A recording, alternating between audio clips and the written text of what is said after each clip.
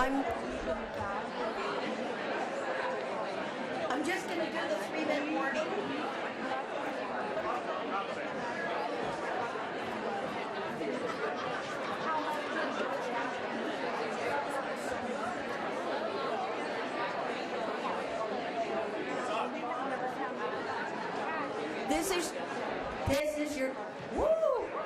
This is your 3-minute warning. So if you're getting seconds, and I hope you are, that you can make that happen, and then we'll get right into the program. Thank you.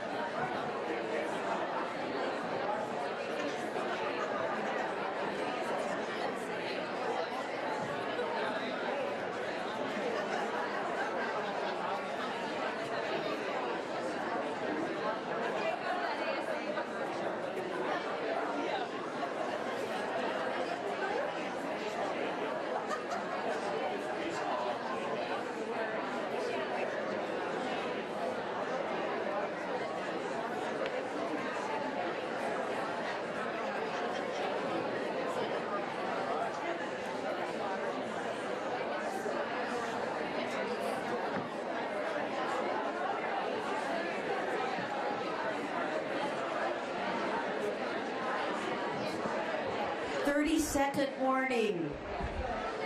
30-second warning. And for our new guests, remember that everything is compostable and there are compost things back there, so.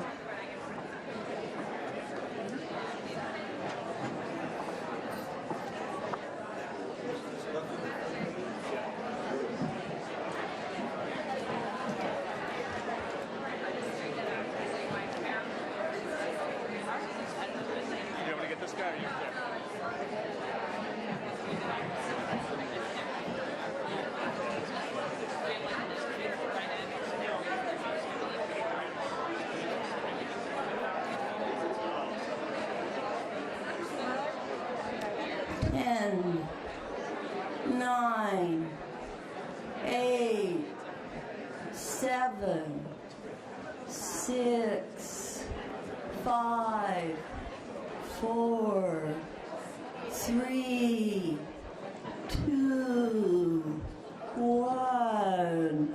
Welcome to the luncheon plenary of the first annual Pacific Cluster Learning Community Conference.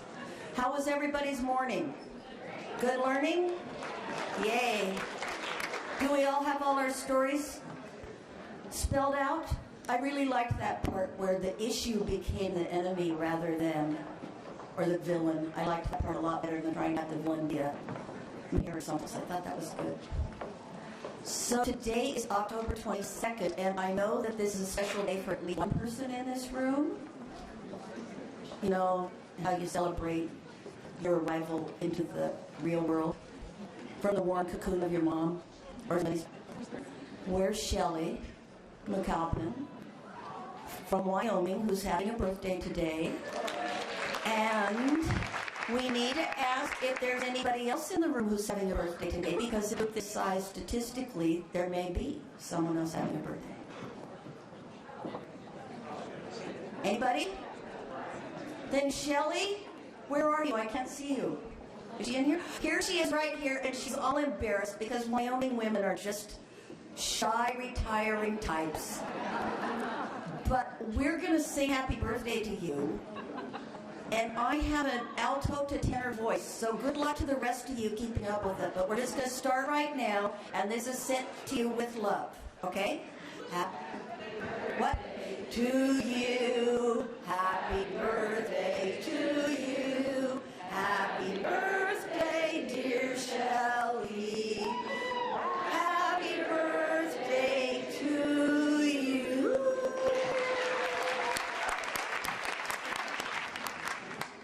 I'm very excited right now about our plenary speaker, and I'm going to let you in on a secret. When it came time for us to apply for this conference, there were 2 sets of dates where we could get enough rooms to hold this conference. And we looked at them, and we realized that one of them was bracketed on either end by away games for the Oregon Ducks, and that one of them was bracketed by 2 home games for the Oregon Ducks. And even though Kaira Esgate lives in California physically, I believe that her brain is always in Autzen Stadium, perhaps. She's a duck from the word go, and she is a native of Lane County.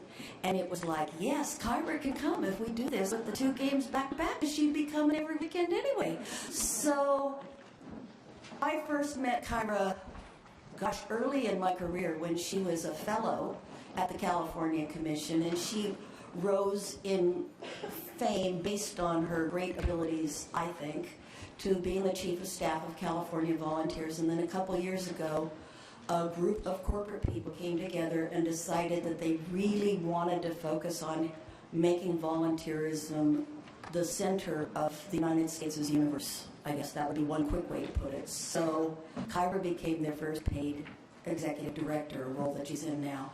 So I consider her to be one of the greatest cheerleaders for volunteering in the country. She's here because she knows a lot about national service. She knows a lot about volunteering. She will tell you about the Reimagining Service movement, and there are handouts on all your tables about Reimagining Service. So I want you to listen carefully, because this is another part of our messaging about building strength for our CASA programs and our national service programs and our commissions, and how to be a real advocate for engaging volunteers successfully. So I'm going to sit down and shut up and invite my friend Kaira to the stage.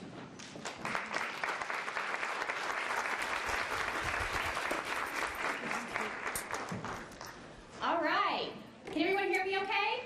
All right. So I have the enviable position of having you just had lunch, and here I am, and I'm going to be up here talking at you about this reimagining service stuff. So the way that I like to present is I like to walk a lot, and I have a lot of hand motion, so I was able to convince them I didn't have to stand behind the podium. So hopefully that will be great for you as well, as we spend a little bit of time talking about reimagining service. And actually, I'm not going to be boring and put you to sleep, because that's not what I want to do at all. I'm really excited, and Kathleen, thank you for that introduction. I'm really excited to be here because I grew up professionally in the National Service family. It's been such a pleasure to see so many faces from California that I recognize, other senior corps program folks that I recognize as well from other states, some of my friends in other commissions around the Pacific Cluster, and surprisingly as well, someone that I went to high school with. So that's an addition as well. So I was like, I think we know each other, don't we? So obviously someone I went to high school with down in Eugene as well. And so what I'm going to do is talk with you a little bit about Reimagining Service, give you an overview of the work that we're doing, how I think it ties to the work that you're all doing, and give you some ideas about how you may be able to take this back home with you and actually apply it on an everyday basis. So, here's our agenda. What is Reimagining Service? I think Kathleen gave you a quick overview of our work, but certainly I'm going to go a little bit deeper so you understand how it all connects together.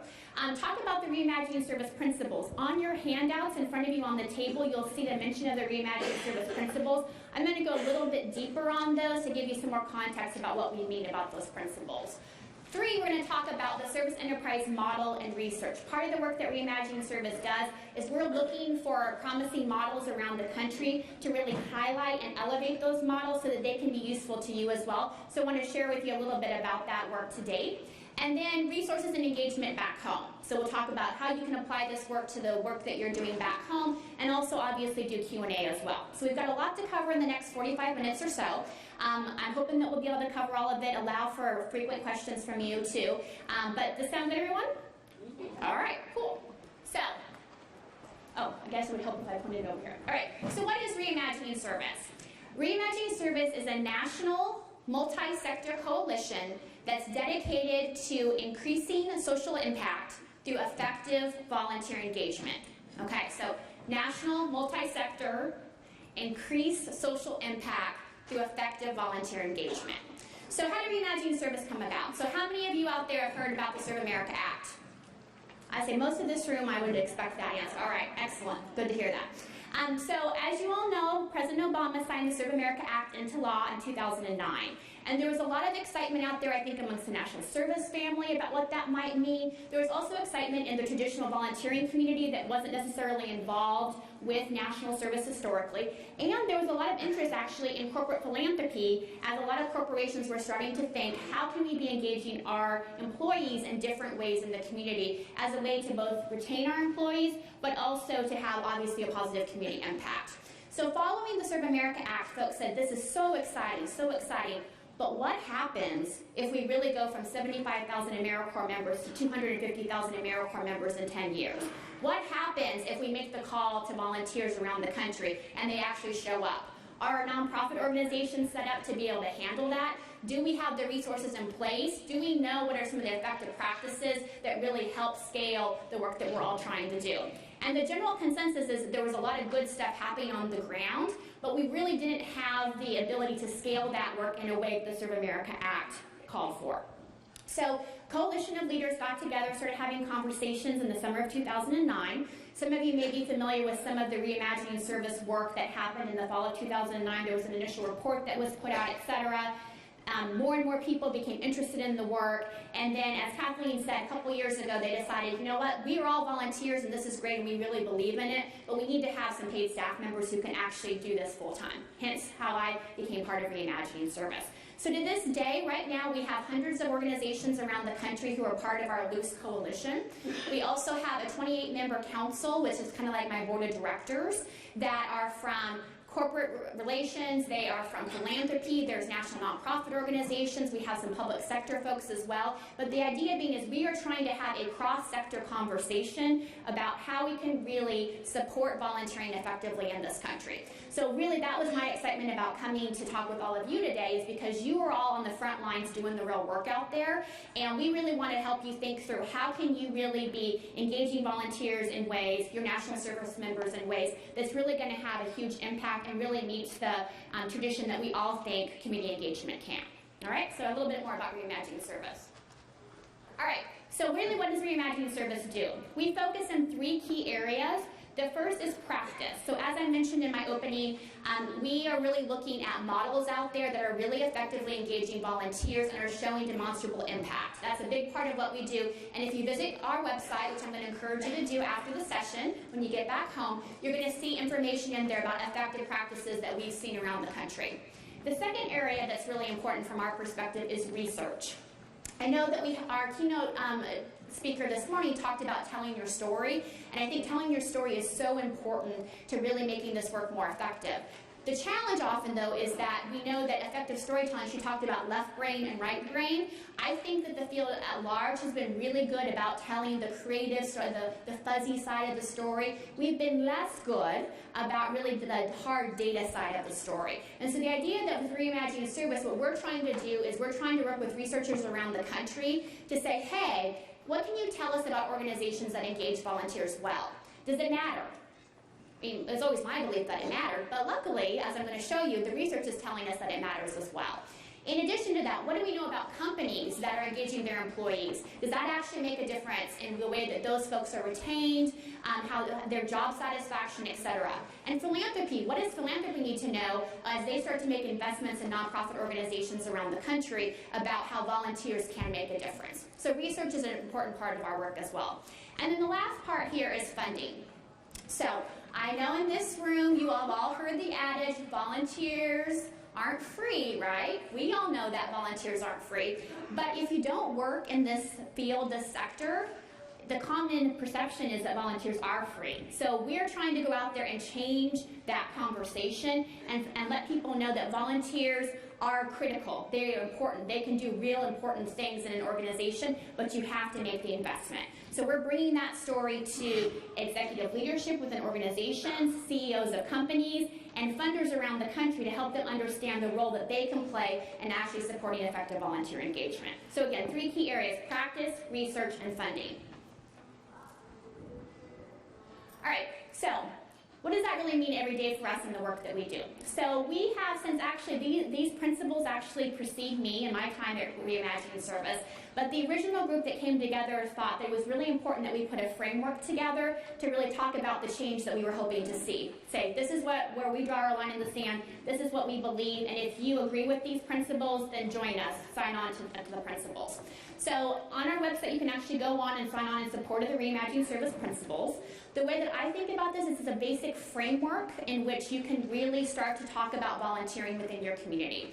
So in communities around the country that I've gone and spoken to, they actually have taken the Reimagining Service principles and started to see cross-sector conversations about the principles and how they're coming to life or not coming to life in the community. And so I encourage you to think about that as well as we go through these. So, principle number 1. The volunteer ecosystem is more effective when all sectors participate in its evolution, okay? All sectors, right? What I find often is that people think, well, if volunteering is not working in our community, it's the nonprofit's fault. How many of you have heard that? Or have felt that in some of your partners? Right. So the idea here is that if we're really going to change the way we are engaging volunteers in our community, we have to understand that it's not just nonprofits' problem. It's corporate relationships, how they're funding, how they're supplying volunteers. It's schools and how they're showing up and having youngsters come and actually volunteer in organizations.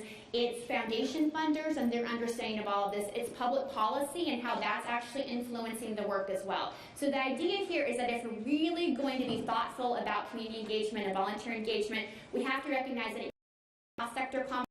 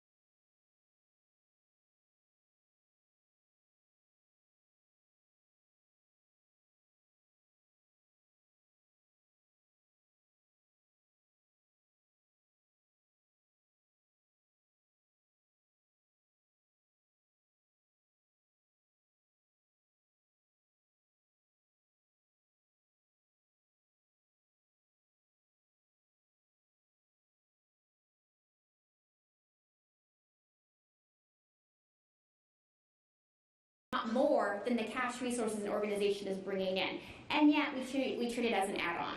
And what's one of the first things to go when a nonprofit organization faces a budget crisis? the volunteer program, right? Because again, it's not ingrained to the core way that that organization views its work. So what happens, you cut the things that seem to be kind of on the edge, the nice to-dos. Yeah, if we can get around to that, that's great, but we're not really valuing the resource that volunteers are. The other piece that I think is important about this core strategic function piece of it is that we also aren't investing in our volunteers the way that we should. So Corporation for National and Community Service research tells us that about 2 out of every 3 volunteers a year later will still be volunteering with that organization. All right. So 2 out of every 3, or 1 out of every 3 is actually leaving that organization and not volunteering in the next year. Now, there's a lot of reasons that could be happening. It could be that it was a short-term opportunity. Maybe it was just a 6-week opportunity or a one-time opportunity. So of course that volunteer is not going to be there. So we factor that in, I get it. But let's put it in a different way. If you had paid staff, if you were losing 1/3 of your paid staff on an annual basis, don't you think the director of HR and the executive director might be a little bit worried about that? Because think of all the time and energy you're investing on recruiting new paid staff, training them, onboarding them, supporting them, etc., and you're just letting that resource walk out the door.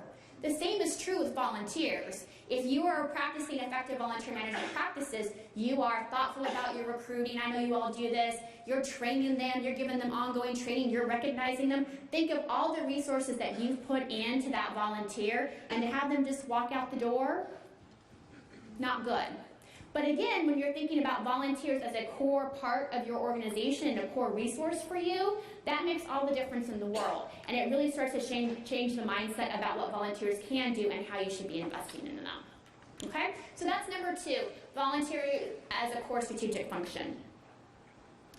All right, next is focus volunteer engagement on true community needs. Okay, so too often, we see that the supply of volunteers is deciding what work is being done versus what's really needed. All right, so I'm going to use the classic example. You've all heard kind of your own version of the story, but a group of volunteers comes in and they say, we want to do X. And your organization or your nonprofit maybe doesn't really need them to do X, but that's what they want to do, and there might be some money attached to it, so the incentive is for you to make that work, right? And I'm not saying that you shouldn't be working with your partners to kind of figure out what makes the most sense, but at the same time, I want to encourage all of you to be super clear about what you need volunteers to be doing and really working with partner organizations to make sure that you're matching that supply and the demand more effectively. We see a huge mismatch when you look at the research out there.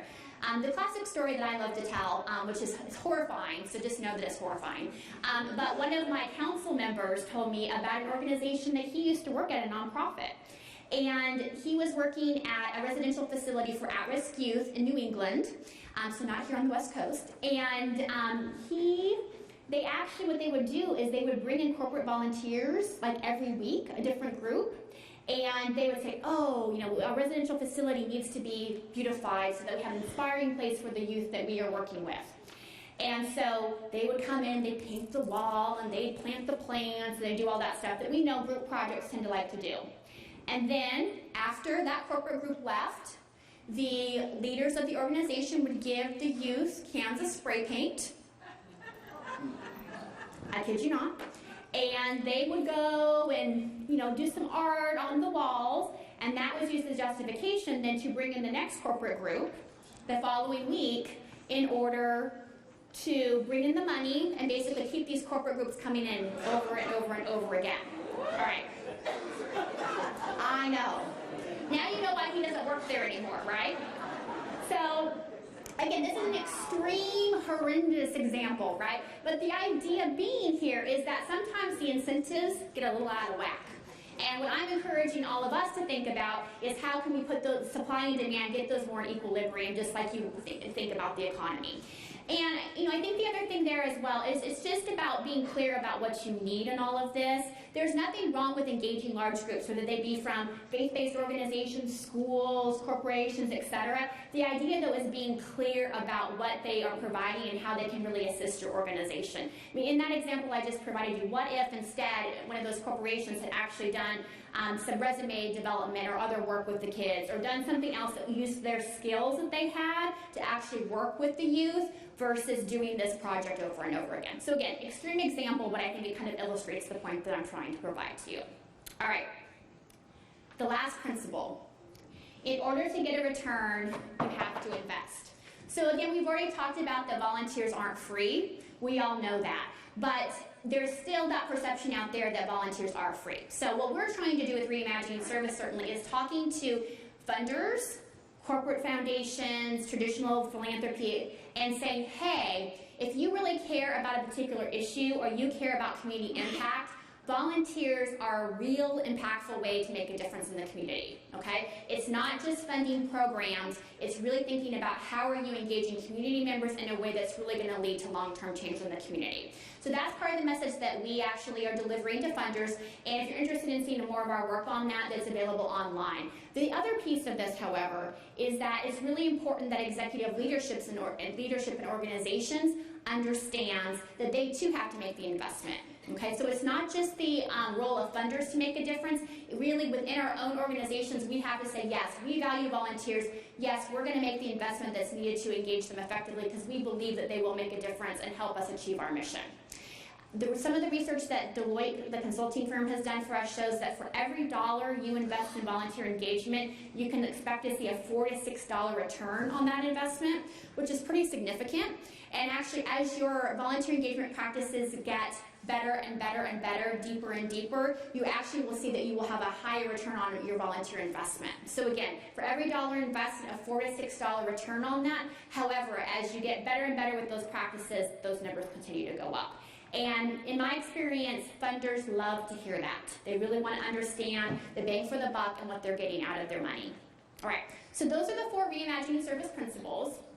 The volunteer ecosystem, making it core, to your community needs, and you need to invest.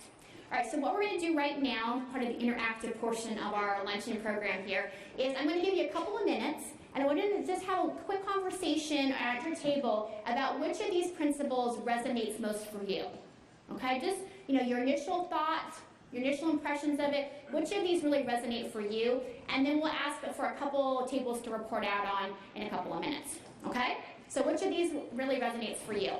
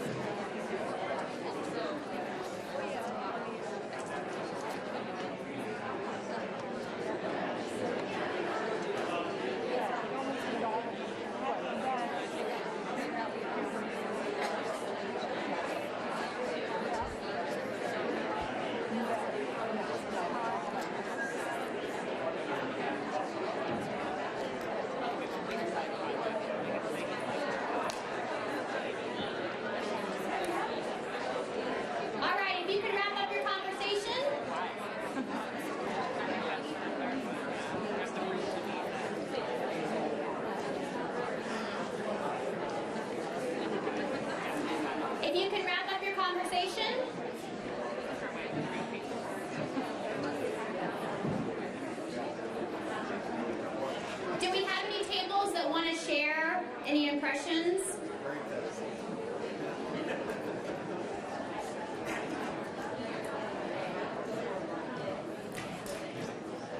Are there any tables that want to share any impressions or thoughts about their conversations? Did I see a hand back there? Sarah, if you could.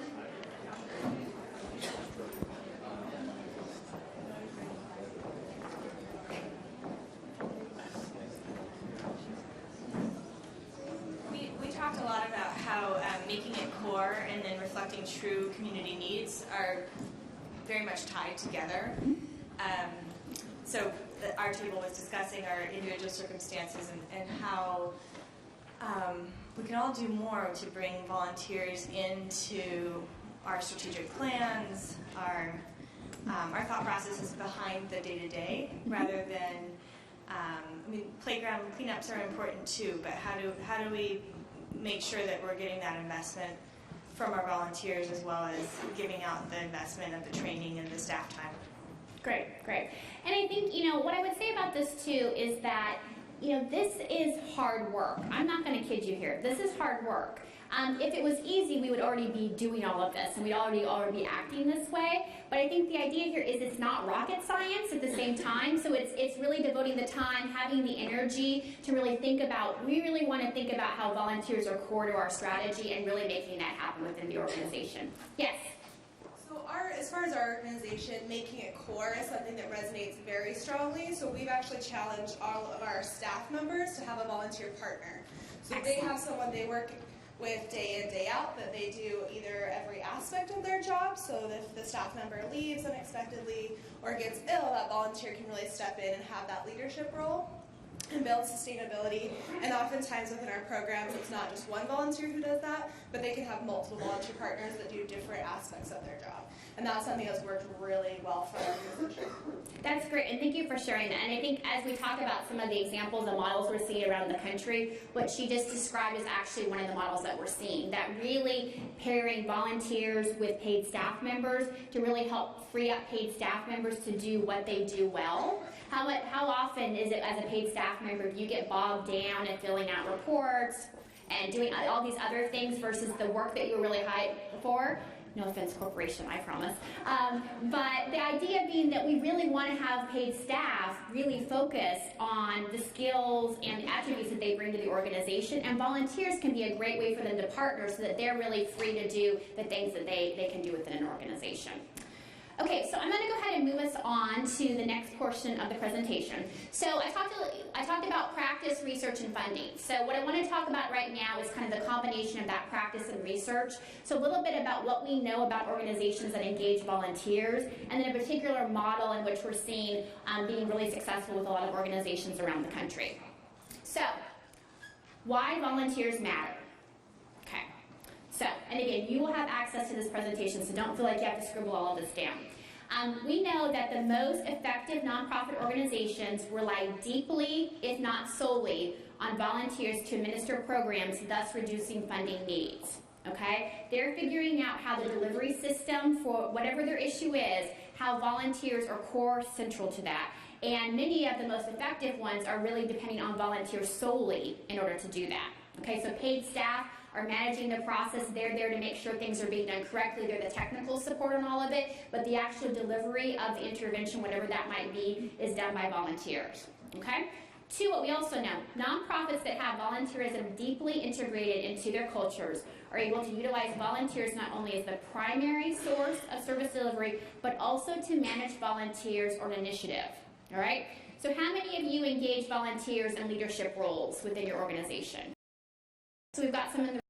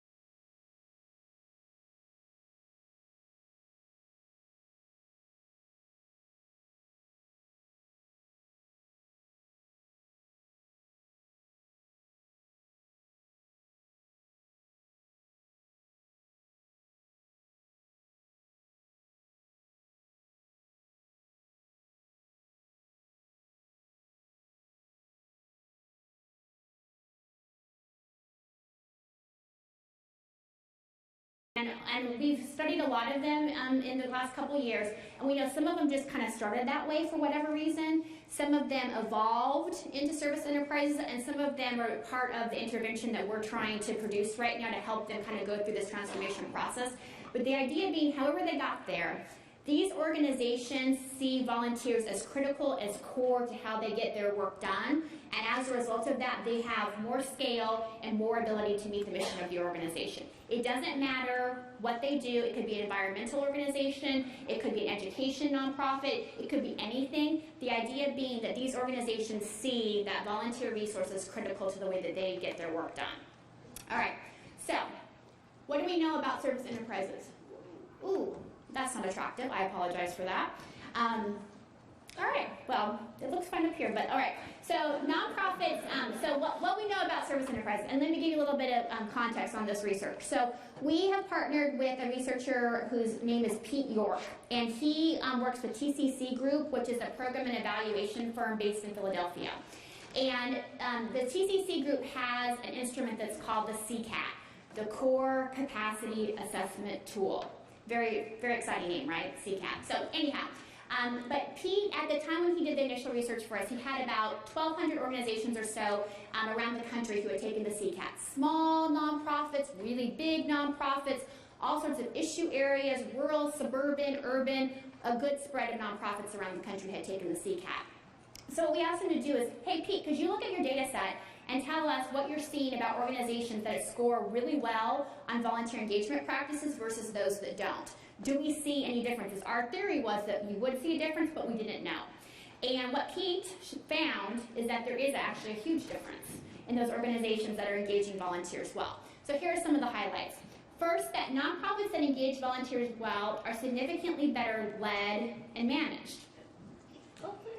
Really? I know, right? Better led and managed.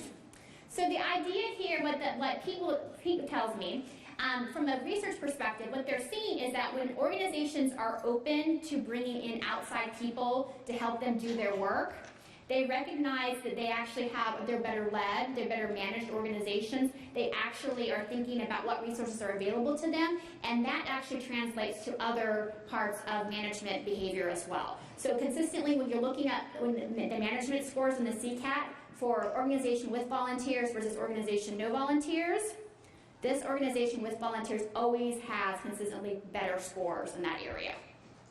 All right, so that's one thing. Secondly, we know that organizations that engage 50 plus volunteers with a strong model, so they're not just haphazard with the way they engage volunteers. They have a strong management model. They have increased organizational capacity, and it is significant. It is not something where, we don't really know what's causing this. You can tell that it's because the volunteers are with that organization, they are providing additional organizational capacity that is measurable and is significant from a research perspective. Okay, so that's a really important one to understand, that volunteers equal organizational capacity. I think we all know that, but we don't necessarily think about connecting the two and linking them when we talk about this work. We've already talked about scaling, but the third point here is such organizations are more able to scale their operations. Again, volunteers come in, they're able to provide direct service, they're able to help in different ways. That allows that organization to be able to use its finite financial resources in ways that help it meet its mission. And we know, and this is the one that always throws people a little bit, but I'll give you some context here, is that nonprofits that engage at least 10 volunteers are as effective as their peer organizations without volunteers, but almost half the median budget. Okay, so this is not a piece of information that is suggesting that you just get rid of all your paid staff and bring in volunteers. That is not what this finding is about. What this is saying, if you have two like organizations and one of them is engaging volunteers and the other isn't, the one that is able to do more with the same amount of money. Okay? Because again, the volunteers are the critical resource that comes into it. The interesting kind of factoid from the TCC group research on this is that when Pete looked at the data set at the time, the average budget size of an organization that wasn't engaging volunteers was $1.1 million. Because again, they had some really small nonprofits and some really big nonprofits. 1.1 for the organizations not engaging volunteers. For those organizations where they were engaging volunteers, average budget size $600,000. So the volunteers are basically a $500,000 grant to that organization. Okay?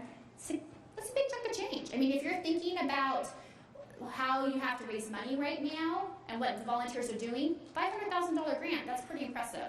So again, that's a really important part of this as well. So not saying that we are going to replace paid staff, that's not what we're doing. We're saying that we can do more with, or we can do as much with less paid money or financial money. You know what I mean? I'm like, that didn't sound right when it came out. And yet, so all of this compelling, and there's more of this on the website. If you're a data geek, like go on the website, read the research brief, all that kind of good stuff.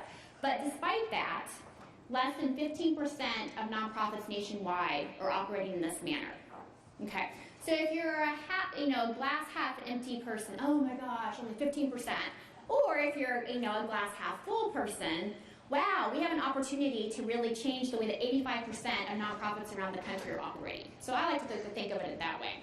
But that being said, so Pete did this research for us a few years ago. We check in quarterly on the research to make sure that it's still tracking, and consistently all the initial findings that he had hold true. There's about 4,000 organizations nationwide who have taken the CCAT right now, so we have a really nice sample size to actually talk about this. But this research, I think, is important to you as you are thinking about how you're advocating for your work within your organizations, how you're partnering with other organizations in the community, and just hopefully educating others too about what it really takes to be an effective organization and how volunteers can play an important role in all of that. So I thought it might be nice to actually give you an example of what one of these organizations look like and how they've changed. So when I was looking through my presentation, I was like, oh no, I'm going to be in Portland on the West Coast, and I'm going to give them an example of an organization based in New England. This is not going to go well. But the reason that I am doing this is because we actually have a case study, a written case study that goes into more detail about this organization on our website. And we have several that are coming out from the West Coast in the next couple weeks. We're not there yet, so I wanted to give you this example because I think it's a good one. So know that there are service enterprises operating in the Pacific cluster. It's just this particular example is from Boston. So the Boston Area Rape Crisis Center, as their name might suggest, is the domestic violence prevention organization within the Boston area. They've been around since the 1960s and are very, very well known in the community. They, on average, engage about 150 volunteers, and those 150 volunteers provide 40,000 hours of service, which is the equivalent to 19 full-time paid employees. Okay, so 150 volunteers, 40,000 hours, 19 full-time employees. Okay, so when you talk to Boston Area Rape Crisis Center, they have a very interesting story. They started in the 60s, talking about domestic violence prevention, rape crisis intervention, all of those pieces, and it was very volunteer-driven, very, very volunteer-driven. In the 70s and 80s, when there was much more clinical work done in that particular area, they became heavily professionalized paid staff. And yet they realized in the 90s that they didn't have enough paid staff to actually meet the need of the community, and that they were just actually dealing with a small percentage, unfortunately, of the actual need within the community with issues of domestic violence as well as sexual assault prevention. So they said, we've got to do this differently. And my gosh, you know what? We used to be all volunteer run. Like, is there a way that we can kind of put the two back together? Paid staff with that really technical and clinical understanding along with volunteers. So what they actually did is they restructured the entire way that their organization is run. And volunteers and paid staff all have really critical roles in delivering on the mission of the organization. So after really in-depth training, and this is key for them obviously considering that they're often interacting with victims of sexual assault, volunteers can play in a number of roles. So one, as counselors. So the old model at Boston Area Rape Crisis Center is that a paid staff member answered the hotline. So if someone had experienced sexual assault, there was the phone number that was out there. I think we're all kind of familiar with this model. They would call in and a paid staff member would respond. They, on average, it was taking them about 48 hours to get back to someone who'd called the hotline. 48 hours. Not okay, right? So they said, we can't do this anymore. So now how they do it is they have volunteers who are trained to be hotline phone answerers, and they actually are there. There's numerous volunteers on a shift. They have a 24-hour cycle, and there's a paid staff member who has the clinical training on staff at all times, but they're there to support the volunteers. So the volunteers are fielding most of the phone calls. If a situation arises where the volunteer is kind of in over their head, can't handle it, they kick it to the paid staff member who takes it from there. But as a result of that, they've actually dropped the call time down to a couple hours. Still not perfect. Certainly that's something that they're working on. But from 48 hours to 2 hours when you have a person in crisis, huge difference. And that's because of the way they structured volunteers into their work. Secondly, they have volunteers serving as medical advocates. So these are individuals that actually go to the hospital when the person who's been part of the situation actually is at the hospital, maybe dealing with a rape kit, maybe dealing with other things, being there for support. And they're there to be the friend, to be the support, to make sure that person is doing okay. All right? What they found with these medical advocates is that they actually are seeing an increase in follow-up appointments being met because they feel that they have someone who understands their situation, is not there talking clinical speak at them, is really there because they just are focused on that particular individual. And again, as a result of that, they've seen much better follow-up appointments being met, and that they actually, folks are doing much better long-term when they do follow-up studies. And then the final area is community volunteers. And so rather than having paid staff out tabling at major community events, etc., they have a team of volunteers who have been trained to represent the organization publicly and actually goes out to various events in the Boston community and tables, provides information, passes out cards, does all the things that kind of they really need to raise awareness about the organization in the greater Boston community. Paid staff actually don't do it at all. Paid staff provides the materials. They actually follow up with the volunteers to find out, did anything come up? Did someone ask a question that you couldn't answer? Those types of things. But again, volunteers are doing all of that, which has allowed them to reach out to the community much more broadly as well. Because again, the volunteers are helping them scale that part of their work. So you can actually go to our website again and get a much more detailed story about the Boston Area Rape Crisis Center, as well as other organizations that are operating as service enterprises. But again, wanted to show you kind of how this really can be put into practice in a way that really helps an organization. Okay, we're almost done. So I've been talking about the Reimagining Service website a little bit. So again, just want to point you there, reimaginingservice.org. Everything that I talked about today is available on the website for you to download for free. There's also lots of other resources that you might find interesting from a nonprofit perspective, from a corporate perspective, and from a foundation funder perspective. We also have a service enterprise quiz. It's a little 10-question quiz, kind of like a Cosmo quiz, that helps you figure out where your organization is in potentially becoming a service enterprise, and then gives you some recommendations about how you might want to start to move forward. So before we get to Q&A, I always dislike when I'm at an event like this and someone's been up and talking at me and doesn't really help say to me, all right, so what am I supposed to do with what you just told me? So hopefully this has been interesting to you, your brain has started kind of buzzing, and you're thinking about some of the things that you might want to do. But I want to just give you some ideas what you might be able to do back home. So first, if you are not the executive director of your organization, I want to strongly encourage you to share this information with your executive leadership and your board of directors. I understand that making this kind of change within an organization is hard, and if you don't have the buy-in of executive leadership, it's going to be even more challenging. So it's really important that you introduce these concepts, use the tools on our websites to help you with that, but really introduce these concepts to your executive leadership.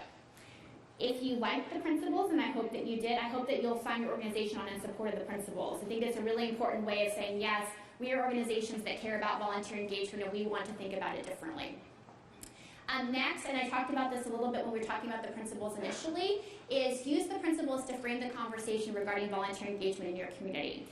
We've seen in communities such as Milwaukee, Wisconsin, Charlotte, North Carolina, San Francisco, California, they're actually taking the principles and bringing together corporate leaders, foundation leaders, nonprofit leaders, the mayor's office often, and having a conversation about let's figure out how we can be working together more effectively to make this happen. The principles are a really good way to kind of help you do that. To kind of bridge, sometimes I know it's a challenging conversation, this is a good way to kind of get people starting to think about it. And then also to assess your organization's volunteer engagement practices. Invest in volunteer engagement in your organization. How many of you have actually sat down and done an assessment of volunteer practices in your program or your organization? It's just one of those things we tend to kind of just take for granted. But if you actually sit down, and there's some good checklists, especially on the Energize Inc. website, Susan Ellis's website, which I think very highly of. If you go there, you can actually do some assessment of your organization's practices. And maybe some just few tweaks here and there, and you're going to be in really good shape. Others, it might be a little bit more, but the idea being is you got to know where you are right now in all of this. All right. Use the research to develop a compelling message to funders. Okay.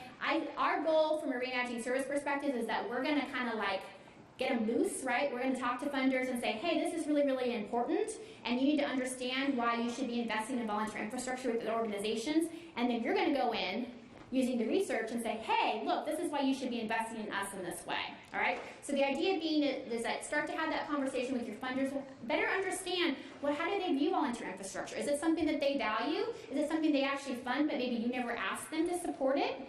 That could happen, certainly. But the idea being is start to have an open dialogue with funders about this and why you think it's important. Become a service enterprise, if that's something that's of interest to you. That might be take our quiz, look at some of the resources on there, start to think about how you might move your organization down that pathway. Challenge your funders to support your transition. If they respond well to the conversation, maybe that next grant application, you say, hey, we really want to start to deepen our volunteer engagement practices. How can you help us with that? Something to think about. And then the last one is really important to me as well, is share your success stories with Reimagining Service. Our goal is to be a resource for all of you that are doing the real work out there, and we know that storytelling is an important part of that. And so if something's worked well for you, we want to hear about it. If you said, you know what, that resource, I kind of get what you were trying to do with it, but it's not working, I want to hear that too, because we want everything that we have available to be really user-friendly and something that's actually going to make an impact for you. So that's the end of my formal presentation. We have a few minutes that we can actually have questions from the audience, and I hope that there are questions out there. And reimaginingservice.org, and also we're on Twitter at reimaginingserve as well. So thank you for your attention, and I'm open to questions.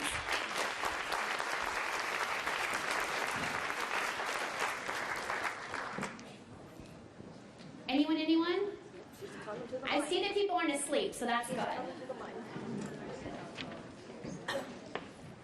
I had a question. I lived in the Bay Area for a long time, and I'm really familiar with the Taproot Foundation, and I think they have a pretty phenomenal skill-based volunteerism model. But I moved to a new place, and it doesn't seem like there's anyone who's kind of taken up that agenda, so to speak. Mm-hmm. And so I'm just interested in hearing how either Reimagining Service is looking at that, or if you know of other organizations that are kind of helping communities to look at that model, because obviously Taproot probably doesn't have the capacity to be in every city in America. Right. So how many of you have heard of the Taproot Foundation? Okay, so a few. All right, so the Taproot Foundation is a national nonprofit, and they are really focused on the pro bono movement. So they've done a lot of work over the last 10 years about really trying to think about the tradition of pro bono, which often has been the legal services area. So we always think about pro bono attorneys helping an organization, and they want to spread that to other professions around the country. So marketing, technology, accounting, all of those types of things to really help a nonprofit organization build their capacity. So Taproot has 5 locations, I believe it is, around the country: Los Angeles, San Francisco, Chicago, New York, and I believe DC. Obviously there's a couple here on the West Coast, but in California.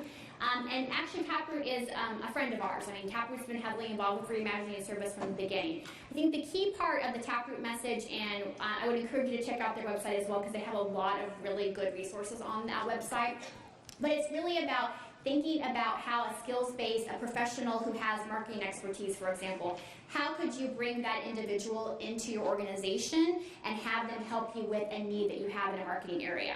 How could you take someone who comes from a tech background, and if you have some technology challenges within the organization, how could their state-of-the-art expertise from that profession really help you and your organization do that. And so Taproot, if you are in a city where Taproot exists, they actually have a process where you can actually apply to get a team of skill-based volunteers that will come in and work with you. But if you're not in Taproot City, they actually have a toolkit that talks to you about how you might actually be able to do that on your own. How do you actually recruit a skills-based volunteer, what should you think about from different professions, etc. So it's a really good resource, and I think that this whole idea about skills-based volunteers or competency-based volunteers, because I know that there's some concerns about language, and I agree with that, all volunteers have skills. So sometimes competency-based is what you'll hear people talk about. But the idea being that bringing in some of that outside help in ways where you will never be able to pay for that service is something to think about. And it's really a way that, again, will help your organization build its capacity so that, again, you can meet the mission of your organization. Does that help? Great. Other questions? All right, going once, going twice. All right, well, thank you, everyone. I really appreciate your attention today. And I look forward to talking with you later.